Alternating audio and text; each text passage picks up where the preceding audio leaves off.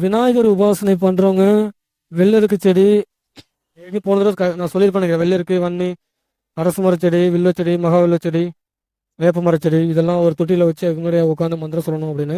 இது முன்னாடி உட்காந்து மந்திரம் சொன்னீங்கன்னா அந்த மந்திரம் வந்து சில சக்திகள், அதிகமான சில சக்திகள் கிடைக்கும். அந்த மந்திரம் சொல்லும்போது மந்திரம் சீக்கிரம் சித்தியாகும். அதே மாதிரி காளி மந்திரம் ஜெபம் பண்றவங்க எட்டி மரத்துக்கு அடியில், அதாவது எட்டி மர செடி வச்சுட்டு அதுக்கு முன்னாடி உட்காந்து மந்திரம் ஜெபம் பண்ணாலும் சீக்கிரம் சித்தியாகும். ஆலமரத்துக்கு அடியில் உட்காந்து மந்திரம் ஜெபம் பண்ணாலும், ஆலமர செடிக்கு அடியிலேயோ இல்லை ஆலமர செடி பக்கத்துலேயே உட்காந்துட்டு மந்திரம் ஜெபம் பண்ணாலும் காளி வசியமாகும். வன்னி மரத்துக்கு அடியில் அமர்ந்து இல்லை வன்னி மர செடிக்கு அடியில் அமர்ந்து மந்திரம் ஜெபம் பண்ணால் துர்க்கை வசியமாகும்.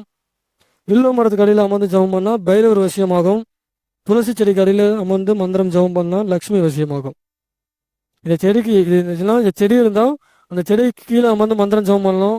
அந்த செடிக்கு அடியிலையோ இல்லை மரத்துக்கு அடியிலையோ அமர்ந்து ஜெபம் பண்ண முடியாதவங்க ஒரு தொட்டியில் வந்து இந்த செடியில் வளர்த்து அதுக்கு அடியில் அதுக்கு முன்னாடி வச்சுக்கிட்டோ இல்லை பின்னாடி வச்சுட்டோ நீங்கள் மந்திரம் சொன்னோம். சில அதிசயமான சில சக்திகள் கிடைக்கும். அது மந்திரம் ஜெபம் பண்ணும்போது உங்களுக்கு தெரியும். இதெல்லாம் உயர்நிலை ரகசியம், புக்கில் கிடையாது, நான் புக்கில் கொடுக்கல. துர்க்கைக்கு வன்னி மரத்துக்கடி, எட்டி மரத்துக்கடி, வாகை மரத்துக்கடியில் வச்சாலும் துர்க்கை விஷயமாகும். வாராகி எந்த மரம்? வராகிக்கா, வராகிக்கு எட்டி செடி வச்சிங்க இல்லை அத்தி செடி வச்சுக்கோங்க. எத்தி செடி இல்லை அத்தி செடி.